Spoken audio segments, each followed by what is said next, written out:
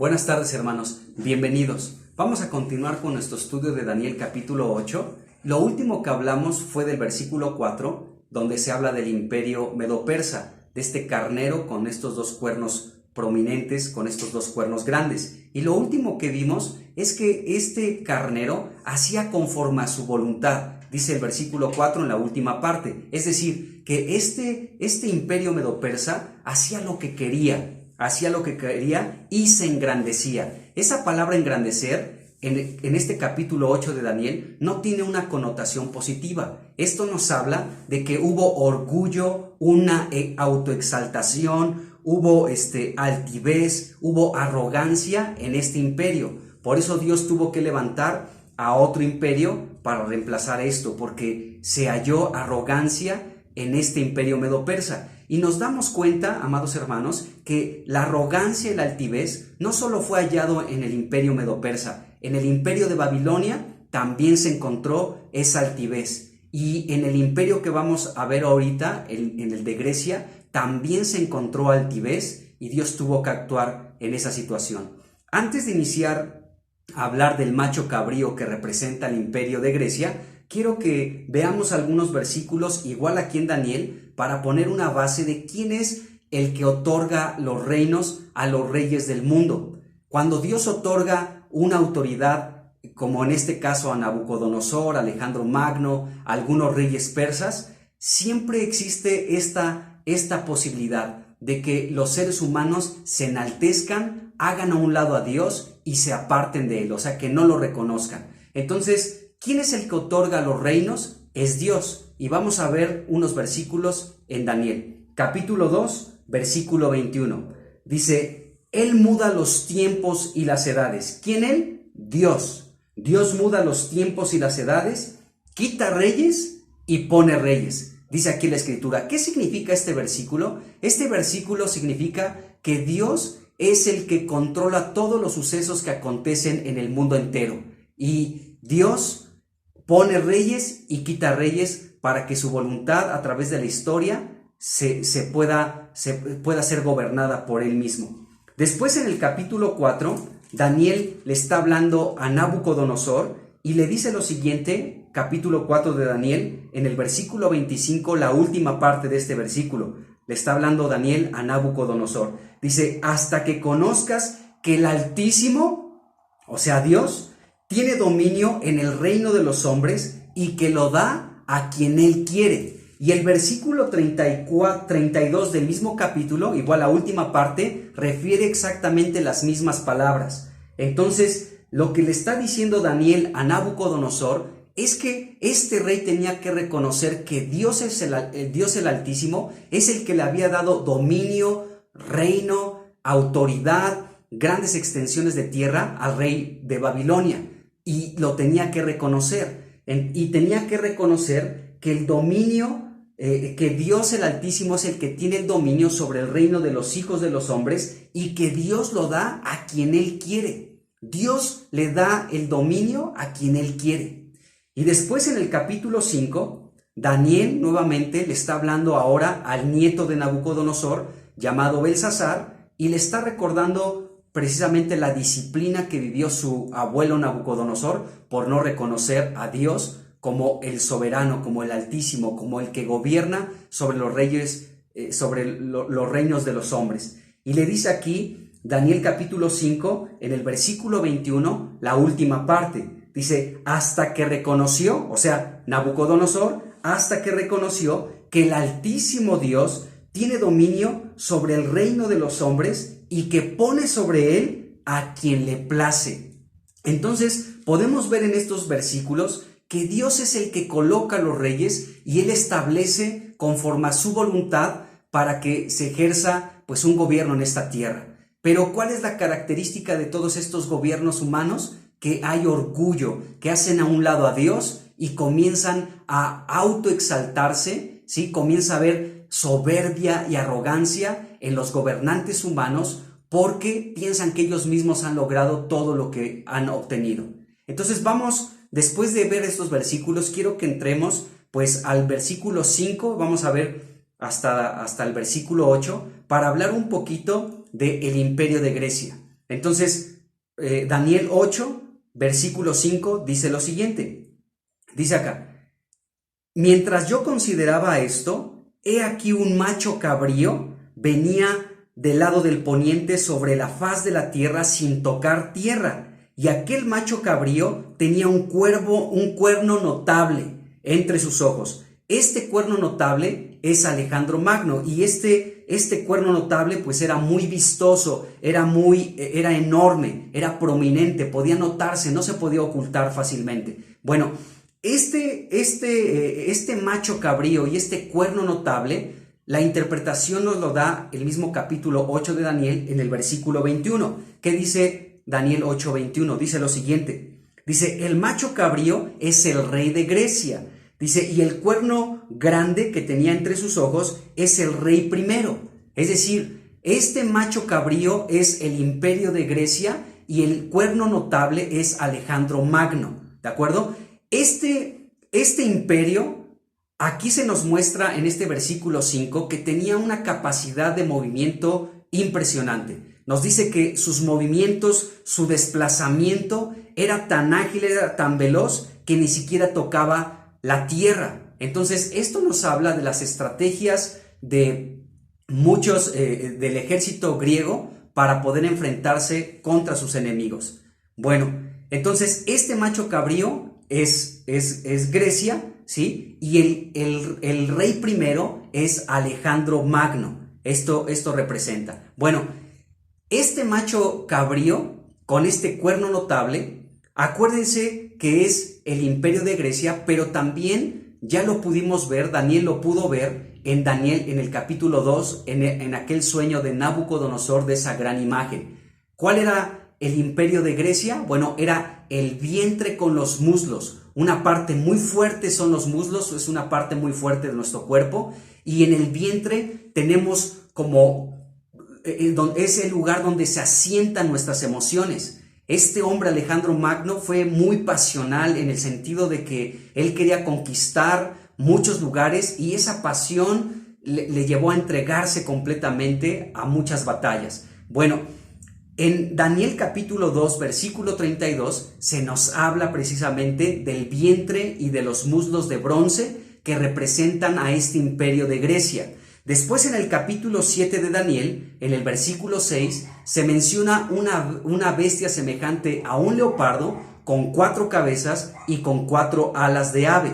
Esa bestia también representa este mismo imperio de Grecia. Bueno, Alejandro Magno tenemos que reconocer que fue una persona muy inteligente, dotada de una inteligencia muy especial. Este hombre también se dice que fue educado en algún tiempo por uno de los filósofos reconocidos que hasta en la escuela nos hablaron de él, llamado Aristóteles. Y esto instruyó a este Alejandro Magno para ser una persona que también quisiera inculcar mucho de su conocimiento con los territorios que iba conquistando. Aristóteles pudo proveer a este hombre, pues le enseñó la filosofía y también le enseñó las ciencias. Y Alejandro Magno se interesó mucho en estas situaciones. Era una persona muy, muy inteligente. Bueno, nos dice aquí la Biblia que este macho cabrío venía sobre la faz de la tierra sin tocar la tierra. Esto nos recuerda precisamente lo que acabamos de leer de la bestia semejante a un leopardo con 4 alas. Si de por sí los leopardos son ágiles y son rápidos, son veloces, imagínense si le añadimos 4 alas de ave. Pues era todavía mucho más veloz. Entonces, esto nos hace referencia a que era un ejército muy ágil, muy hábil y podían rápidamente movilizarse para enfrentar en batalla a sus enemigos y poder vencerlos y someterlos. Bueno, entonces podemos ver esto. Entre los griegos y entre los persas hubo innumerables batallas, muchas son reconocidas y están registradas en la historia, pero lo interesante de muchas de estas batallas es que la Biblia hace referencia a algunas de ellas con algunos personajes que la Biblia menciona. Aunque en este capítulo 8 de Daniel no se dice que el cuerno notable era Alejandro Magno, la historia nos revela que es ese personaje, que ya existió, que ya tuvo un tiempo en la historia y que este capítulo 8 de Daniel ya en parte se ha cumplido, pero habrá otra parte que habrá de manifestarse más adelante. Entonces hubo muchas batallas entre estos dos imperios, el medo-persa y el griego, y vamos a analizar algunas de ellas porque en estas batallas aparecen personajes que la Biblia nos enseña también. Entonces, bueno, hay unas guerras que fueron importantes. Se llaman las guerras médicas. Hubo dos guerras médicas. La primera guerra médica participó un rey persa que se menciona en la Biblia, ahorita diré su nombre, y en la segunda guerra médica se menciona otro rey que también aparece aquí en la escritura. Bueno, dentro de estas guerras médicas hubieron unas batallas que son muy especiales, ¿sí? Por ejemplo, la batalla de Maratón, la batalla de Salamina y la batalla de Termópilas. Estas batallas regularmente los vencedores fueron los griegos ante un imponente ejército de los medopersas. Con un pequeño grupo de militares, de guerreros de los griegos pudieron vencer al enorme e imponente ejército medopersa. Así que estas guerras, pues también la Biblia nos hace un poquito de referencia a estas guerras. La primera guerra médica fue dirigida por Darío. Este hombre Darío es conocido como Darío I o Histaspes. Y este personaje fue un rey persa, ¿sí? Que constantemente estuvo en guerra contra los griegos. Bueno, este hombre, Darío Histaspes, ¿sí? Es mencionado en la Biblia. Esdras lo menciona. Esdras dice ahí en el capítulo 6, versículo 7 de Esdras, que este hombre pues siguió la política que estableció Ciro muchos años antes. Acuérdense que Ciro, nos dice Esdras capítulo 1 y también segunda de Crónicas capítulo 36, que Dios despertó el espíritu de Ciro, rey de Persia. ¿Para qué? Para que pudiera ser reedificada la casa de Dios en Jerusalén. Entonces, sabemos la historia, si leemos Esdras del capítulo 4 al capítulo 6, nos vamos a dar cuenta que los judíos tuvieron muchas dificultades, muchos problemas para llevar a cabo, para realizar esta labor, edificar la casa de Dios. Y entonces hubo algunos reyes persas que prohibieron que se siguiera avanzando en la obra de esa casa, pero tanto Ciro como Darío Histaspes del que estamos hablando, este hombre, al igual que Ciro, retomó la misma política de Ciro para que se pudiera reedificar la casa de Dios. Dice Esdras capítulo 6, versículo 7, dejen que se haga la obra de esa casa de Dios. Ante los opositores que le enviaron una carta y le decían este pueblo es conflictivo y etcétera, conocemos ahí el contexto de estos capítulos, ¿sí? Este rey, al leer las memorias, se encontró con lo que Ciro había determinado, apoyar para que se edificara la casa de Dios. Así que este rey, Darío Histaspes, también continuó con esta labor. Entonces, este hombre aparece y este hombre no solamente colaboró con su aprobación para que se pudiera edificar la casa de Dios, sino que también participó en estas guerras de las que nos habla aquí la Escritura. Bueno, dice la Escritura, entonces dejen que se haga la obra de esa casa de Dios. Darío permitió que los judíos que habían sido llevados cautivos por Nabucodonosor a Babilonia, ¿sí? Nabucodonosor destruyó el templo de Dios, quemó la casa de Dios, se llevó los utensilios utilizados para el servicio de Dios en su casa, en su templo. Nabucodonosor se los llevó y los metió a los templos de sus dioses. Y su nieto Belsasar, en Daniel 5, los utilizó para embriagarse. Entonces, cuando llega este imperio medo-persa, permiten que regresen los judíos a edificar la casa de Dios, a regresar los utensilios para el servicio de ministrar a Dios allá y que se reedifica otra vez la ciudad. Estas son las delicadezas, las delicias de Dios que Dios estaba rescatando, sacando de la boca del dragón que se había tragado Babilonia, ¿de acuerdo? Acuérdense de Jeremías 51.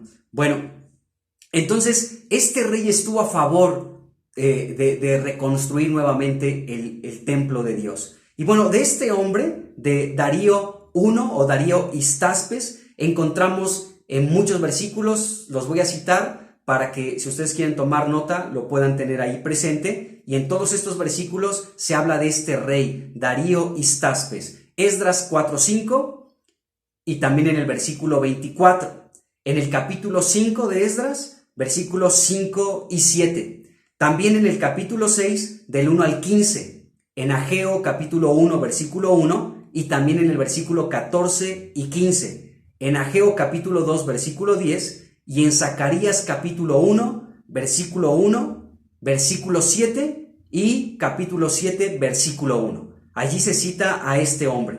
Entonces, dentro de esta primera guerra médica entre los persas y entre los griegos, esta primera guerra médica dio lugar a la famosa batalla llamada Maratón. En esta batalla, este rey Darío fracasó y fracasó y fue derrotado por el ejército griego. Fueron vencidos el ejército medo-persa en manos del ejército griego. Bueno, la Segunda Guerra Médica participa otro rey del cual también hace referencia a la Biblia. La Segunda Guerra Médica fue dirigida por el rey Jerjes. Este rey Jerjes en la Biblia es conocido como Asuero y podemos leer de él mucho en el libro de Esther. Este libro que seguramente has leído y sabes de lo que estamos hablando. Este rey fue un rey que tenía mucha riqueza y podemos ver en el capítulo 1 cómo él organizó un gran banquete, ¿sí? Invitó a los gobernantes, a los príncipes de Media y de Persia, y por 180 días celebró un banquete, y después por 7 días más, para mostrarles la grandeza de su reino, el poder de sus logros, ¿de acuerdo? Y también para poder persuadir a aquellos gobernantes y príncipes de todas las provincias de Media y de Persia, los más importantes y los más poderosos, para persuadirlos a unirse en esta batalla contra los griegos. Entonces, ese fue uno de los propósitos por los cuales hizo esta celebración de este banquete por 180 días y después por 7 días más, para decirles, miren, yo tengo los recursos para que se unan a mí, para que podamos pelear juntos contra los griegos, someterlos y vencerlos. Ese fue uno de los motivos por los cuales organizó esta fiesta, este banquete, ¿sí? En Susa, la capital del imperio persa. Eso lo podemos ver en Esther capítulo 1. Bueno, en esta guerra médica participó este rey Jerjes. Bueno, este rey es hijo de Darío Histaspes, del que hablamos anteriormente. Como este rey Darío perdió en la batalla de Maratón, este Jerjes, principalmente por un asunto de revancha y de venganza, quiso precisamente arremeter contra los griegos para vengarse de aquella derrota sufrida por su padre Darío Histaspes. Bueno, la historia nos cuenta que un rey espartano llamado Leónidas, con sus 300 guerreros especiales, tuvieron una batalla en el desfiladero de las Termopilas. Esa fue una de las batallas de la Segunda Guerra Médica, de las Segundas Guerras Médicas. Y este rey Leónidas no solamente contaba con estos 300, sino que sumaba de distintas ciudades griegas por lo menos otros 7,000 hombres aproximadamente. Entonces no nada más eran sus 300, sino como 7,000 personajes en total, 7,000 guerreros. Pero el rey persa Jerjes, ¿sí?, contaba alrededor con un ejército de 250,000 guerreros. Entonces, cuando Jerjes se da cuenta de que va a combatir contra 7,000, su ejército, el medo-persa, incluía 250,000 guerreros, pues pensó que era una broma. Decía, ¿cómo es posible que me voy a enfrentar contra este minúsculo ejército griego que apenas pueden completar 7,000 guerreros? Entonces, en cierto sentido, si se dan cuenta, había arrogancia en este rey Jerjes y, bueno, tuvo actitudes muy extrañas. Entonces, en el primer ataque de este enfrentamiento entre Jerjes y entre este hombre Leónidas, el primer ataque, los persas sufrieron una derrota humillante ante los griegos.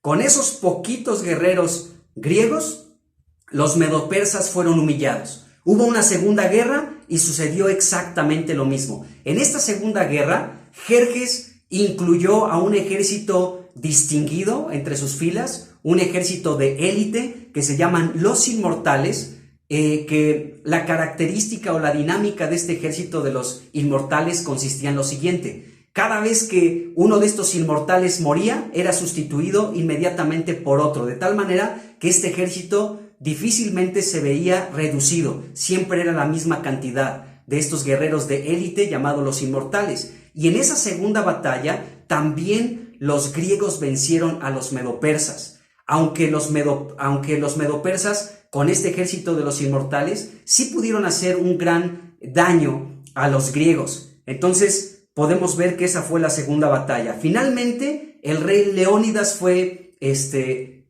traicionado y fue derrotado. Pero esta guerra de Termopilas duró por varios días y entonces se logró contener un poquito al ejército medopersa y permitió que el ejército griego pudiera prepararse para las siguientes batallas de las segundas guerras médicas. Las importantes son estas, la batalla de Salamina y esta de Termopilas.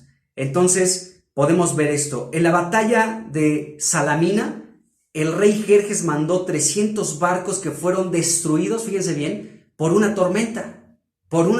O sea, aquí lo que vemos también es que la altivez de estos reinos, de estos imperios, estaba en su máximo.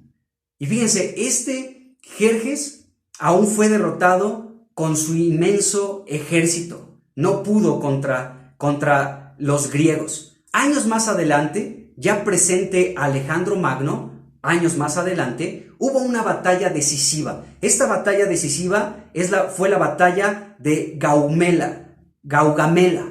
Batalla de Gaugamela. En esta batalla fue Alejandro Magno contra Darío III. Ya no es el mismo Darío del que acabamos de hablar, ya es, de hecho fue prácticamente el último rey persa, Darío III, y también fue derrotado por el ejército de Alejandro Magno. Aparte de estas batallas hubo muchas más, pero la batalla de Gaugamela, fue la batalla decisiva para ponerle fin al imperio medo-persa. Con esta batalla quedó completamente destruido el imperio poderoso como un oso, el imperio medo-persa. Bueno, Daniel capítulo 8, versículos 6 y 7 nos hablan de todas estas batallas. Dicen estos versículos. Dice, y vino hasta el carnero, o sea, el macho cabrío vino hasta el carnero de 2 cuernos que ya había visto en la ribera del río y corrió contra él, dice, con la furia de su fuerza. Es decir, había un odio de los griegos sobre los medo-persas. Y aquí podemos ver que este macho cabrío corrió con la furia de su fuerza. Era un macho cabrío súper fuerte, poderoso, ¿sí? Y arremetió con toda su fuerza contra el carnero de 2 cuernos, el imperio medo-persa. Y bueno, dice el versículo 7, y lo vi que llegó hasta el carnero, el imperio medo-persa, y se levantó contra él y lo hirió. Es importante. Dice, y le quebró sus 2 cuernos. Fíjense todo lo que hizo los griegos con los medo-persas. Dice que lo hirió, quebró sus 2 cuernos y el carnero no tenía fuerzas para pararse delante de él. Dice, lo derribó por tanto en tierra y lo pisoteó. O sea, fue humillado completamente el imperio medo-persa en manos del imperio griego. Dice, y no hubo quien librase al carnero de su poder. Entonces, en estos 2 versículos, Daniel 8, versículos 6 y 7, tenemos concentrada la historia de innumerables batallas entre estos 2 pueblos, entre estos 2 imperios, los persas y los griegos. En algunos vencieron los persas y en otras vencieron los griegos, pero la batalla decisiva fue ganada por los griegos para darle fin a este carnero de 2 cuernos. El macho cabrío pisoteó y humilló completamente hiriendo a el carnero de 2 cuernos. El versículo 7 nos dice todo lo que pasó en estas batallas. Fíjese bien, el poder de la fuerza de Alejandro Magno son descritos de una manera muy puntual, muy certera en el versículo 7. Son 6 puntos. El primero dice, lo hirió. Ahí dice el versículo 7, lo hirió. Así como los persas hirieron, dice el versículo 4, recuerden que este imperio medo-persa también hirió el oso que tenía a 3 costillas en su boca, ¿sí? Que ya hablamos que eran Lidia, Babilonia y Egipto, entre otros pueblos, pero desmenuzó y se devoró a mucha carne el imperio de los medo-persas. Y bueno, así como nos dice el versículo 4, Daniel 8:4, que los medo-persas hirieron, así fueron heridos, nos dice Daniel 8, versículo 7. ¿Por quiénes fueron heridos los medo-persas? Por los griegos.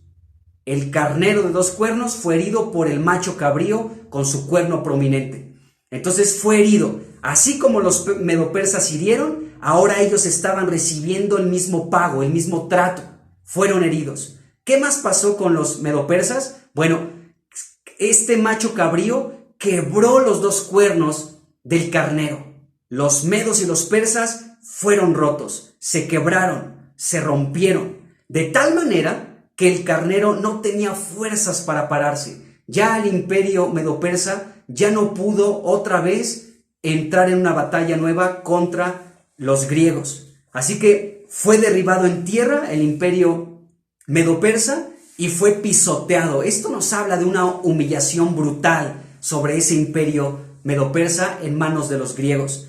Y nadie pudo ya librar al carnero, al imperio medo-persa, del poder de este macho cabrío con este cuerno prominente. Bueno, en el versículo 8 leemos lo siguiente: el macho cabrío se engrandeció. Eso es muy importante porque también esta palabra la encontramos en relación al imperio también medo-persa. Los medo-persas se engrandecieron y aquí nos dice la escritura que el imperio griego también se engrandeció.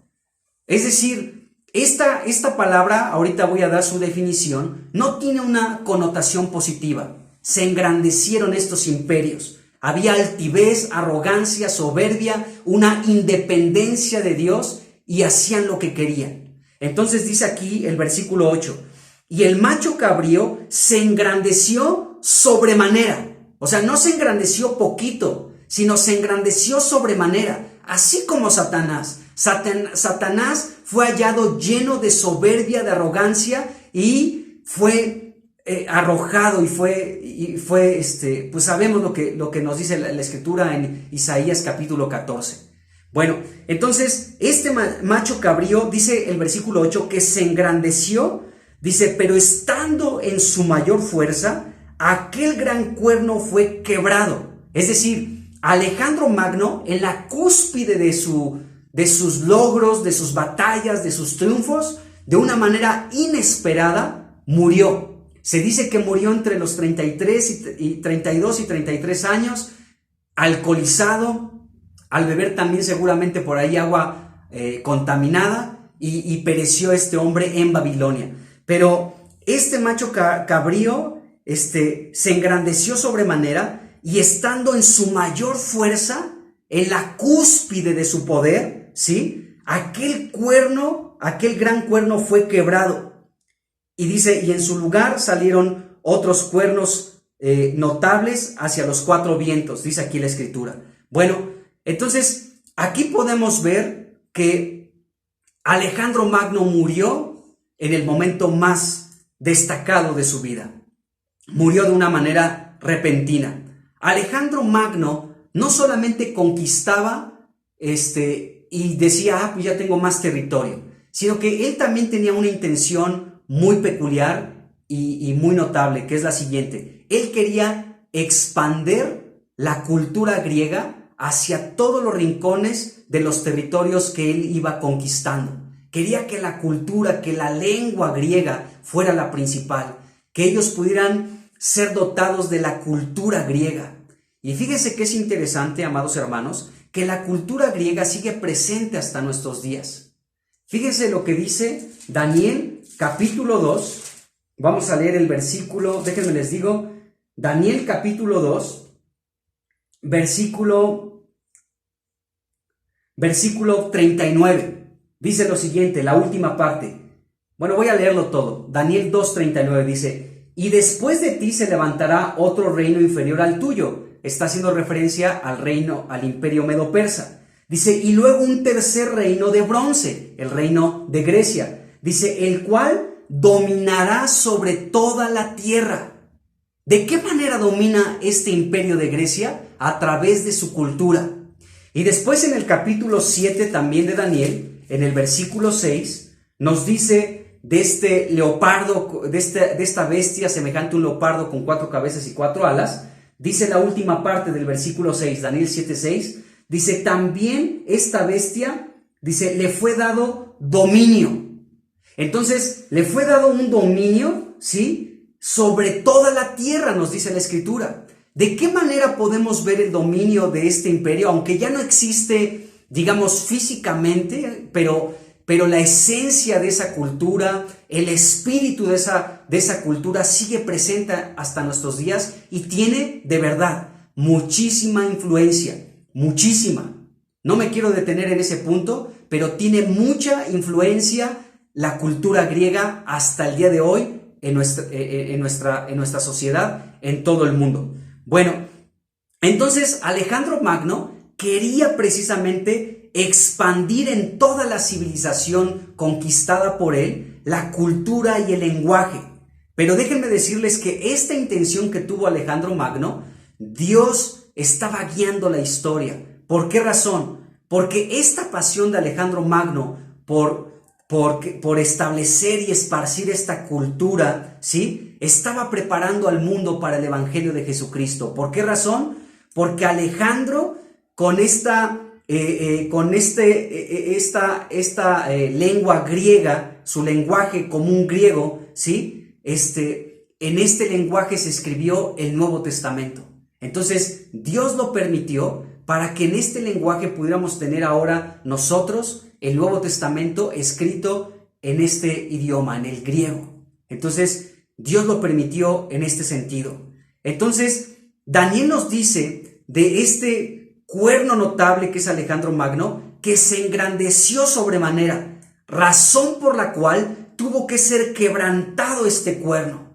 Es decir, se ensoberbeció, hubo orgullo, hubo altivez, hubo arrogancia en Alejandro Magno, entonces tuvo que ser quebrado, es decir, murió muy joven, a los 32 o 33 años, de la manera más extraña murió. En la cúspide de su poder falleció este hombre. ¿Por qué? Porque se engrandeció sobremanera, se independizó completamente de Dios, o sea, nunca reconoció a Dios. Tal vez nunca lo conoció, pues tenía muchos dioses, tenía muchos ídolos, pero este hombre, por su orgullo, ¿sí? Por su altivez, fue quebrantado. Bueno, esta palabra engrandecer que aparece en el versículo 8, dice ahí, el macho cabrío se engrandeció. Esa palabra engrandecer aparece también en el versículo 4, haciendo referencia al imperio medo-persa, pero en este versículo 8 ya hace referencia al reino de Grecia y Alejandro Magno. Esta palabra también la encontramos en el versículo 4, en el versículo 8, en el versículo 10, en el versículo 11 y en el versículo 25. Y esta palabra engrandecer no tiene una connotación positiva. Veamos lo que significa esta palabra. Esta palabra, su raíz primitiva significa torcer. Y esta palabra significa ser grande, ¿sí? En varios sentidos. ¿En qué sentido? Ser grande en cuerpo, ser grande en mente, ser grande en honor y ser grande en orgullo. Este imperio, al igual que el medo-persa, al igual que el de Babilonia, al igual que cualquier imperio que se ha levantado sobre la tierra, muchos han engrandecido en su orgullo. Y esto es algo que Dios detesta. Y es algo que en ti y en mí, en la iglesia del Señor, no tiene que ser hallada. El orgullo. que crezcamos en el conocimiento del Señor, en un amor por Cristo, un amor unos por otros, pero no en el orgullo. Este fue el problema de todos los imperios que se han levantado sobre la tierra. Bueno, esta palabra engrandecer también significa hacerse poderoso sobremanera.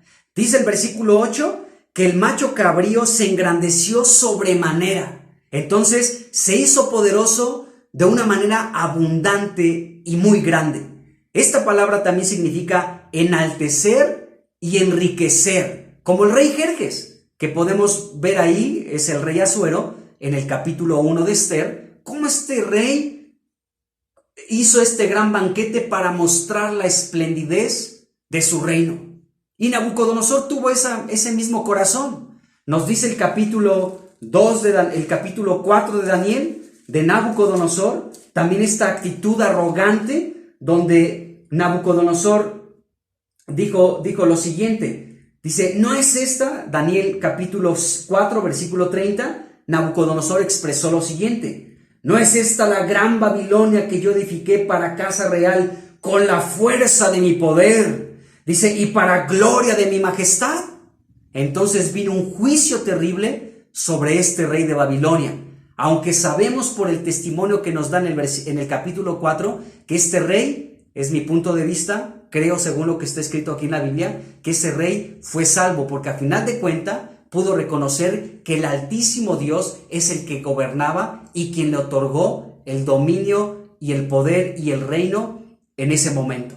Entonces podemos ver que tanto Nabucodonosor se llenó de orgullo, pero Jerjes también. Vean la esplendidez de mi reino, vean mis riquezas. Tengo los recursos para que se unan a mí, poderosos de Media y de Persia, ¿sí? Para que nos unamos nuestros ejércitos nuevamente para pelear contra el ejército griego.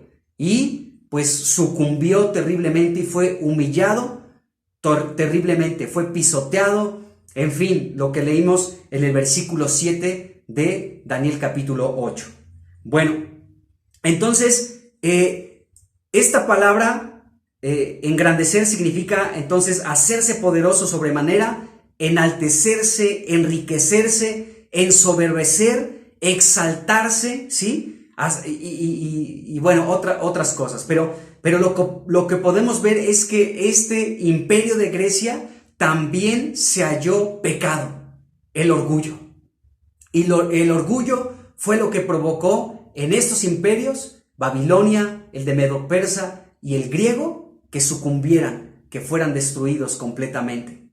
Bueno, el imperio, cualquier imperio en la vida humana se puede torcer fácilmente, ¿sí? Como un listón o como un hilo, al hacerse grande en orgullo. Y lo mismo puede suceder con cualquiera de nosotros. Dios quiere evitar que haya orgullo en nuestros corazones. ¿Por qué? Porque según Daniel 5:20, Daniel está hablando de Nabucodonosor. Ya con esto prácticamente estoy terminando. Daniel capítulo 5 versículo 20 habla del problema que causa el orgullo en nuestra vida. Fíjense y pongamos atención a Daniel 5 versículo 20. Dice, mas cuando su corazón, Daniel está hablando al rey Belsasar de su abuelo Nabucodonosor. Y dice, mas cuando su corazón, o sea, de Nabucodonosor, se ensoberbeció, es decir, cuando hubo arrogancia en Nabucodonosor, ¿sí? Cuando hubo engrandecimiento, cuando se exaltó él mismo, dice, y su espíritu se endureció en su orgullo, dice, fue depuesto del trono de su reino y despojado de su gloria, dice la Escritura. ¿Qué es lo que yo veo aquí, amados hermanos? Que cuando hay arrogancia en nuestros corazones, nuestro espíritu se endurece. Perdemos la sensibilidad a Dios. Perdemos la sensibilidad espiritual en nuestras vidas por el orgullo. El orgullo, aparte de ser un pecado aborrecible delante de los ojos de Dios, es algo que puede provocar dureza en nuestro corazón y en nuestro espíritu. Pongamos atención en eso. El orgullo tiene esta capacidad infernal y demoníaca de endurecer no solo nuestro corazón, sino también endurecer nuestro espíritu. Y nuestro espíritu endurecido, entonces no somos sensibles a Dios. Así que necesitamos pedirle a Dios que el orgullo no llene nuestra vida. Si nosotros reconocemos que hay orgullo, altivez, arrogancia en nuestras vidas, tenemos que recurrir a Cristo y pedirle perdón y que nos limpie con su sangre y poder corregir esta situación, porque el orgullo es algo que derribó a imperios y esto también puede derribar a los seres humanos. Así que el orgullo tiene este poder de insensibilizar nuestro espíritu. Así que en el nombre de Jesucristo, amados hermanos, pues que nuestro corazón pueda regresar a Dios. Él es el que pesa los corazones, ¿sí? Y como dice un proverbio, dame, hijo mío, hoy tu corazón y vean tus ojos por mis caminos. Así que nuestro corazón se lo podemos entregar a Dios todo el tiempo. Leíamos en esta semana en el Salmo 78, 79, que Dios dice, hablando de aquel pueblo que salió de Egipto, ¿sí? Que no los halló rectos, fieles en sus espíritus, ¿sí? Y que no dispusieron su corazón para Dios. Así que tú y yo seamos hallados como un pueblo que dispone su corazón para Dios y que Dios pueda encontrar en nosotros ese corazón, que nuestro corazón está dispuesto para Dios en todo tiempo, en todo tiempo. Esto está en el Salmo 78, en el versículo 8. Dice, y no sean como sus padres, generación contumaz y rebelde. Dice, generación que no dispuso su corazón, ni fue fiel para con Dios en su espíritu. El orgullo hace que no seamos fieles a Dios en nuestro espíritu, hacia Dios, y que nuestro corazón no esté dispuesto a lo que Dios quiere. Así que en este tiempo, amados hermanos, que tú y yo podamos ser hallados como una generación que no es rebelde ni contumaz, como una generación que dispone su corazón para Dios y una generación que es hallada fiel en su espíritu para con Dios. Amado hermano, que Dios te bendiga y nos vemos pronto. Hasta la próxima.